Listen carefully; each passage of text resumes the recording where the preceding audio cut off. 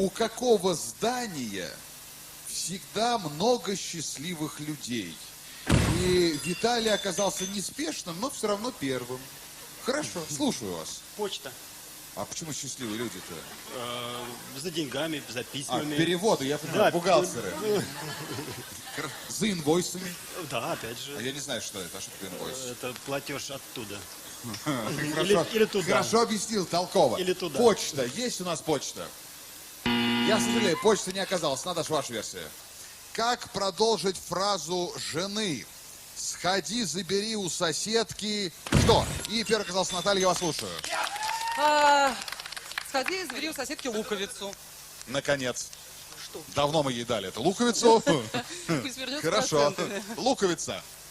Нет, такого ответа не оказалось. Ксения, ваша версия. Что купил молодой отец ребенку, чтобы облегчить себе жизнь? Первым оказался Егор. Я думаю, что молодой отец купил себе...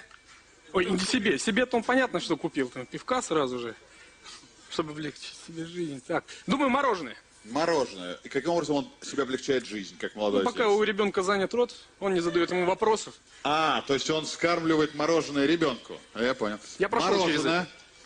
Такого варианта не оказался, ваша версия, Ярослав? Ну, это на практике было. Да. Я так сам поступил. Стиральную машину я купил. Правда. На самом деле, когда мой ребенок был маленький, стиральная машина была такая совсем, допотопная. Раньше не такая удобная, как сейчас. Да. И более того... нет, сейчас опять скажу, ударившись в воспоминания. Стиральная машина. Смотрим, есть на табло стиральная машина? За кем наблюдает грустный крокодил?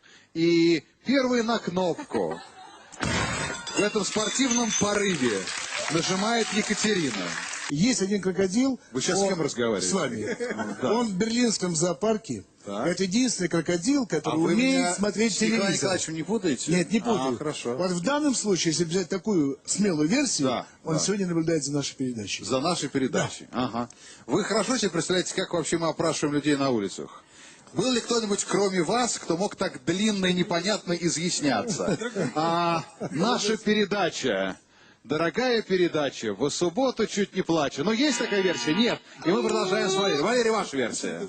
Но моя версия, за кем наблюдает, наверное, за красивой Катей. Хорошо.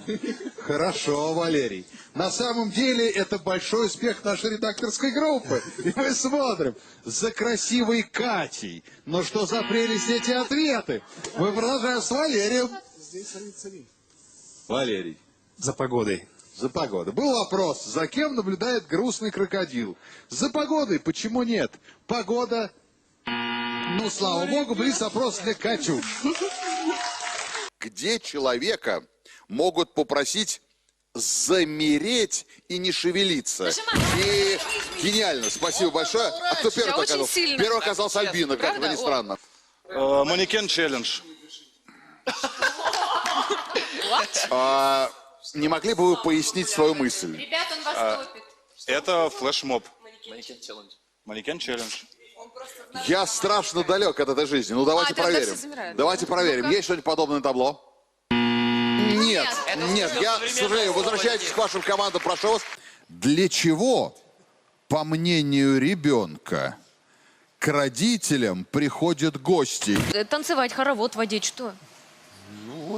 Танцевать, петь песни. Посмотреть, как Все, тишина. Юля, то, что вы произнесете, мы ищем на табло, даже если это будет слово «кабачок».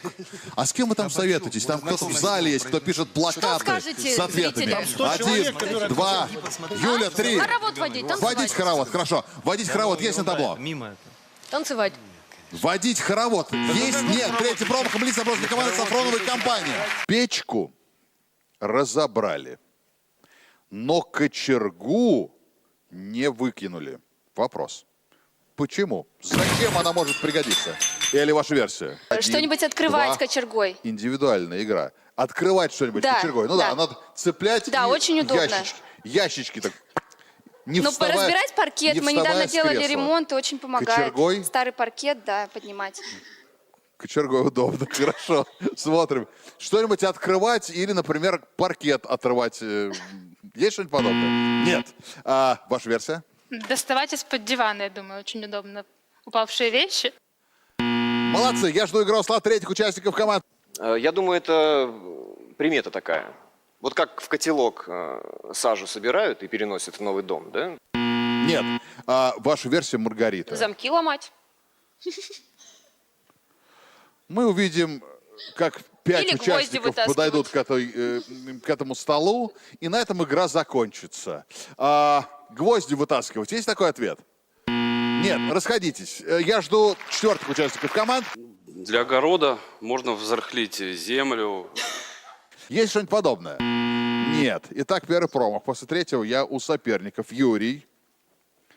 Я думаю, что-нибудь вбивать ей можно металлическое. Вбивать что-нибудь.